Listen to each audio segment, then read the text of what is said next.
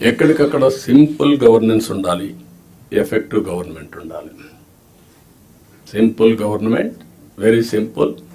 నేను అందుకే మొన్న వచ్చినప్పుడు చెప్పాను, నేను వచ్చినప్పుడు పరదాలు కట్టడం, చెట్లు నరికేయడం, రెడ్ కార్పెట్లు వేయడం, స్కూల్స్ క్లోజ్ చేయడం, బలవంతంగా మొబిలైజ్ చేయడం, నేను పోతూ ఉంటే మనుషులందరూ నిలబెట్టేయడం ఒక అర్ధగంట.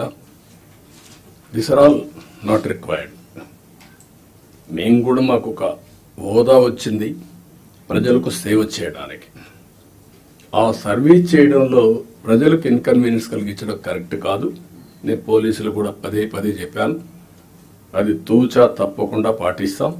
మీరు కూడా పోయినప్పుడు కలెక్టర్ పోతూ ఉంటే ఇప్పుడు కొత్తగా ఎమ్మెల్యేలు కూడా సైరన్ పెట్టారు, వాళ్ళు కూడా సైరన్ వేసుకొని పరిస్థితికి వచ్చారు. అంటే ఇవన్నీ కూడా ప్రజల్లో మనకు తెలియకుండా మన మీద ప్రజా వ్యతిరేకత బిల్డప్ అయ్యే పరిస్థితి తెచ్చుకుంటున్నాం. నేను అందరినీ కంట్రోల్ చేస్తున్నా. అడ్మినిస్ట్రేషన్ టోటల్గా ఒక సర్వీస్ మూడ్లో పోవాలి తప్ప ఒక అధికారాన్ని చలాయించే మూడ్లో పోవడం మాత్రం కరెక్ట్ కాదని మీ అందరికి కోరుతున్నా.